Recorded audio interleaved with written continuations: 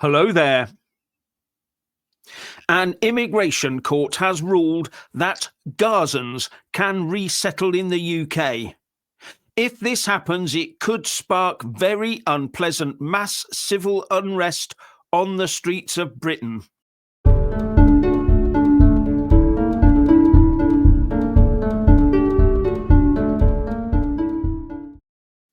Because lawyers are warning the floodgates are about to open, and Reform UK MP Rupert Lowe said on X, Palestinian migrants claiming asylum must not be welcomed to the UK. No ifs, no buts. It simply can't be allowed to happen. Be in no doubt, we are being set up to accept many, many thousands going forwards. No one is going to places like Jordan or Egypt. No, they are all laughing at us. And how did this come about? A family of 6 applied for asylum through the Ukraine refugee scheme and were, as I understand it, rejected by the lower immigration tribunal. But a judge on the higher tribunal has overruled that rejection on that good old basis of a right to a family life under the ECHR. Yet more proof of the folly of the UK staying bound to that body.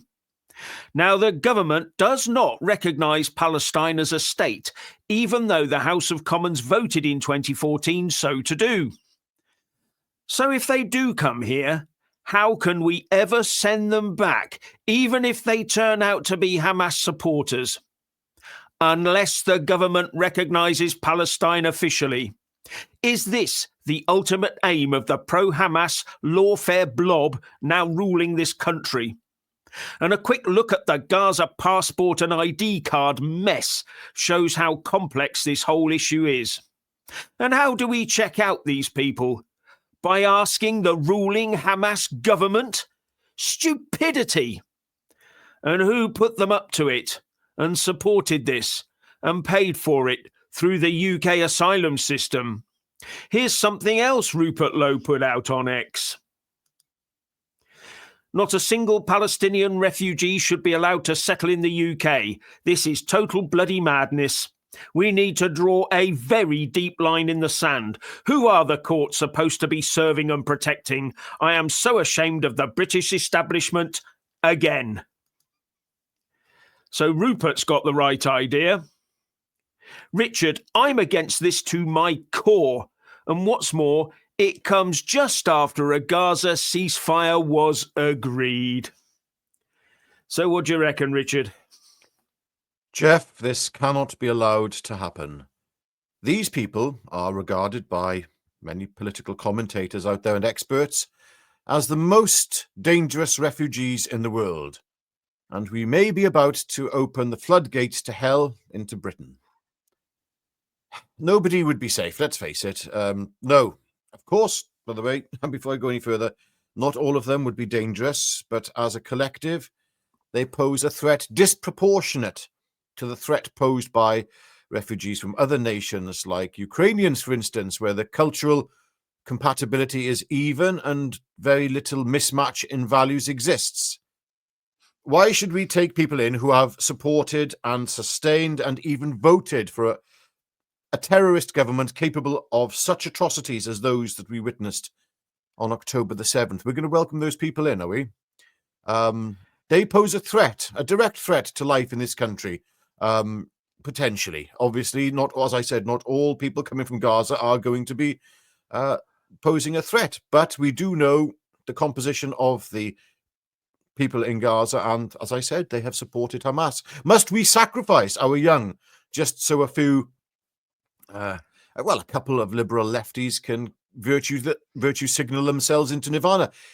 It's obvious, you see, Jeff, that other Middle Eastern countries are far more culturally aligned to the values of the Gazans. So why send them here, where their values will not be met?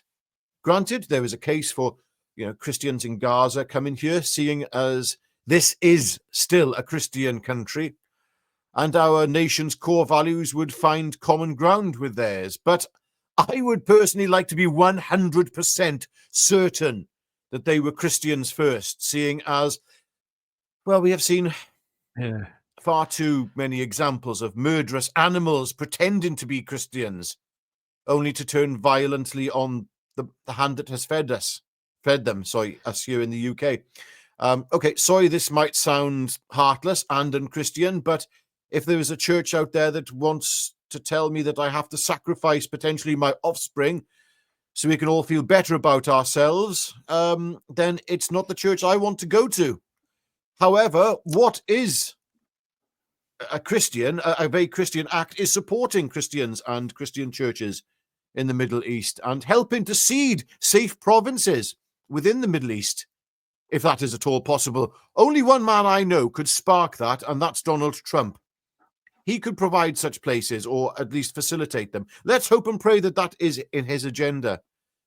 But Jeff, as I've said before, we are just one Southport away from all hell breaking loose on our streets. And I don't say that insightfully. I say that as somebody who's reading social media, and I fear such an outcome. Please, we must try and contain everything and keep this country as calm as possible. Starmer must, please, Keir Starmer, if you're watching this, you must ensure this never happens. But I don't hold my breath on that one, to be honest with you. I'm afraid to say, yeah, I don't have no faith in Starmer. There we go, Jeff. Yeah, I have no faith in him either. And these are just warnings. They're not, as you say, it's not incitement. We're warning people, warning the government about what could potentially happen. But our uniparty establishment, knowing that Labour's days are numbered and that the Tories are still toast for a generation, are now sprinting towards their UK destruction finishing line before the wheels come off, and starting the process of mass migration of Gazans into the UK is definitely a part of that. And I bet they insist on UNRWA officials come over with them to keep their perpetual Palestinian refugee status alive too, and to keep their anti-Israel education system for their kids ticking along as well. Oh, and the last thing is, it's not just Gazans. This will apply to anyone from any state, anywhere in the world, all enforced by cancel culture, blasphemy laws, and a crackdown on, yes, you got it, the far right. When will the tolerance of the Brits snap? That's the question. Yes, it's a very serious question as well, Jeff. I do fear what could happen. This country barely made it out of the summer without there being mass civil unrest. And I do fear that if we had people enter this country and we knew from the outset that they were dangerous, and something like Southport, or not necessarily on the same level even, just something happened by those people who entered this country, I do fear the overreaction of the British people, we'll say. Yes, that's something I do very much fear. And this is, as again, we keep saying, this is not insightful, ladies and gentlemen. This is being realist. Please, if you have read the comment sections in the newspapers, on social media, Twitter, people are at boiling point, and this is just going to add fuel to the fire. And in fact, never mind adding fuel to the fire, this could be the match that sparks the whole thing off. So there we go, Jeff. Yeah. Well, it's not just that. Then you've got to remember that at the end of the day, where do you think those people that come from Gaza will be spending their Saturdays? Yeah. They will be on the marches. Yes. And very sad state of affairs, Jeff. Right. Okay, ladies and gentlemen, I'd just like to ask if you could like this video and subscribe to this channel, and please click on the all option, because YouTube's playing some very strange games with us at the moment. So if you could do that, that would be much appreciated. Over to you, Jeff. Well, on that note, I shall say it's goodbye from me for now. And it's goodbye from him. Goodbye, everyone. Goodbye, everyone.